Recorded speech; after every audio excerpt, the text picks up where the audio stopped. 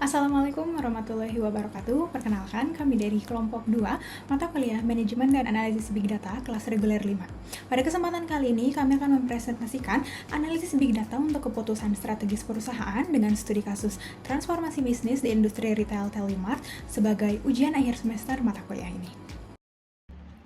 Sebagai tim strategis dan analitik Telemart, menurut kami di sini terdapat beberapa hal yang dapat dilakukan guna menyusun strategi pemanfaatan Big Data menggunakan Python untuk melakukan transformasi bisnis di Telemart, yakni dengan melakukan identifikasi 3 sumber data utama, yaitu data transaksi, data kunjungan web, dan juga data media sosial. Selanjutnya adalah dengan melakukan pengumpulan data dari berbagai sumber yang telah ditentukan. Misalnya adalah perlu adanya pengumpulan data khusus pada data transaksi dan untuk data kunjungan web. Kemudian dengan melakukan integrasi data yang dimana diperlukan adanya pembersihan data atau data cleaning untuk memastikan data aset yang digunakan memiliki kualitas tinggi untuk menganalisis dan juga model prediktif serta transformasi data untuk memastikan kompatibilitas dengan sistem target dengan meningkatkan kualitas dan juga kegunaan data. Setelah adanya data integrasi, maka data tersebut bisa dianalisis dan juga dimanfaatkan untuk dapat menghasilkan data yang berkualitas yang dapat menjadi insight untuk manajemen Telemart dalam melakukan decision making.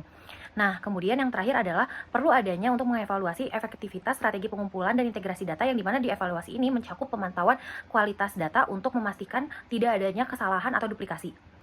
Penting juga untuk melakukan feedback dari tim yang menggunakan data untuk memastikan bahwa data yang dikumpulkan sudah memenuhi kebutuhan mereka dan juga melakukan perbaikan yang berkelanjutan.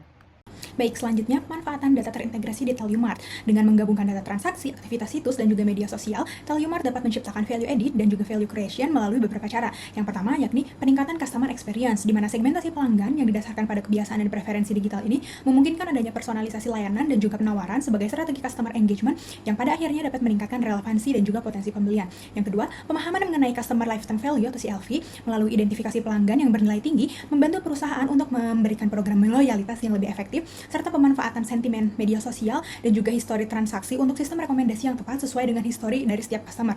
Yang ketiga, predictive analytics dan antisipasi resiko. Dari sisi digital, analisis perilaku pengunjung situs digunakan untuk memperbaiki tampilan UI UX, sehingga pengunjung dapat dengan mudah melakukan transaksi serta menjadi upaya mencegah churn dari pengunjung yang tidak melanjutkan pembelian atau bounce.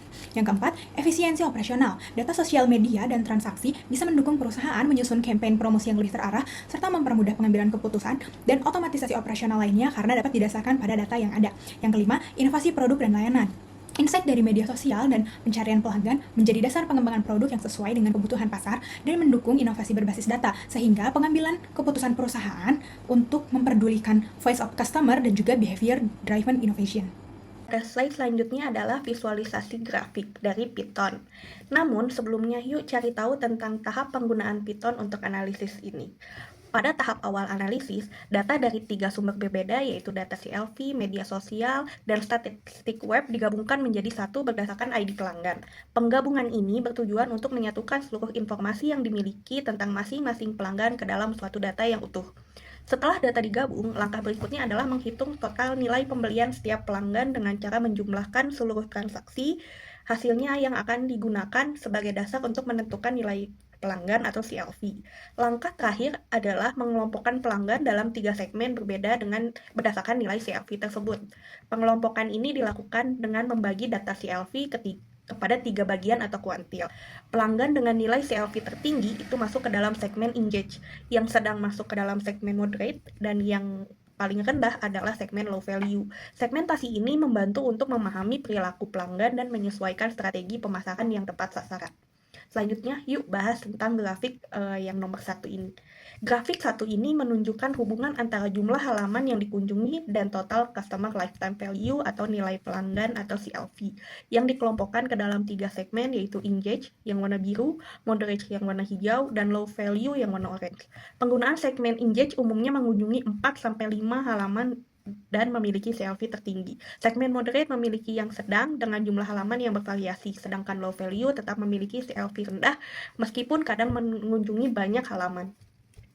Di sini menunjukkan bahwa semakin banyak yang dikunjungi, semakin besar juga kemungkinan pengguna masuk ke segmen yang bernilai tinggi atau engage. Namun, jumlah kunjungan saja tidak cukup karena faktor lain seperti kualitas interaksi juga memenuhi CLV.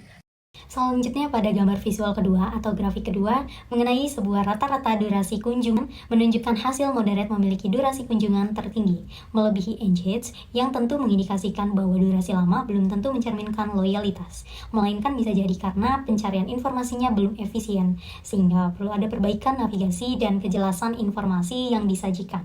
Selanjutnya grafik mengenai jumlah halaman yang dikunjungi per segmen menunjukkan bahwa segmen engage memiliki rata-rata kunjungan halaman tertinggi yang mengindikasikan aktivitas pencarian informasinya lebih intensif. Sementara itu, segmen low value mencatat kunjungan halaman terendah yang dapat mencerminkan minat atau keterlibatan yang rendah. Selanjutnya, grafik rata-rata Customer Lifetime Value menunjukkan bahwa segmen engage memiliki CLV tertinggi dan menunjukkan kontribusi nilai terbesar. Sebaliknya, segmen low value memiliki CLV terendah yang mencerminkan potensi transaksi dan retensi yang rendah. Mengenai grafik selanjutnya. Jadi grafik 1 pada slide ini menunjukkan 10 pelanggan dengan nilai Customer Lifetime Value atau CLV tertinggi. Misalnya, pelanggan dengan ID Customer 0017 ini memiliki CLV yang paling tinggi, yang mengindikasikan bahwa mereka memiliki riwayat pembelian yang konsisten atau bernilai besar. Daftar ini penting untuk dianalisis lebih lanjut karena pelanggan dengan CLV tinggi berpotensi memberikan kontribusi signifikan terhadap pendapatan jangka panjang perusahaan. Maka dengan grafik di atas, perusahaan yang mempertimbangkan strategi retensi seperti program loyalitas atau penawaran khusus untuk mempertahankan hubungan dengan pelanggan dengan nilai tertinggi.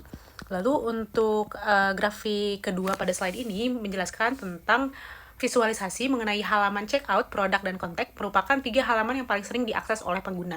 Tingginya kunjungan pada halaman checkout menunjukkan bahwa banyak pengguna telah mencapai tahap akhir dalam proses pembelian.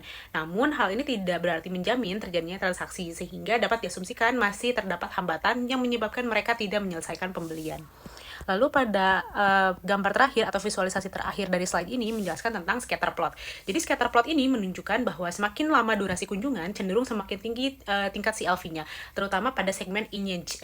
Namun ada beberapa kasus di mana durasi panjang tidak diikuti oleh nilai pembelian tinggi. Kemungkinan karena pengguna hanya sekadar melihat-lihat atau kesulitan menemukan informasi. Oleh karena itu, durasi saja itu tidak cukup untuk menilai loyalitas. Perlu dipadukan dengan indikator lain seperti jumlah halaman, lalu juga ada frekuensi pembelian, dan untuk memahami perilaku pelanggan secara lebih menyeluruh. Selanjutnya yaitu Business Insight for CEO of Telumart, dimana yang pertama yakni kualitas dan relevansi konten perlu diperhatikan, bahwasannya berdasarkan analisis pelanggan pada segmentasi engage lebih banyak menjelajahi halaman. Hal itu menunjukkan bahwa loyalitas dan kontribusi penjualannya cukup tinggi.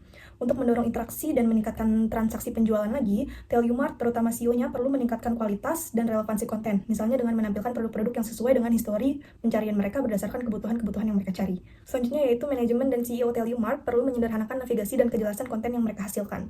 Mengingat durasi kunjungan yang cukup panjang, terutama pada segmentasi moderate, cenderung mengindikasikan bahwa proses pencarian informasi kurang efisien apabila konten-konten yang disajikan kurang relevan.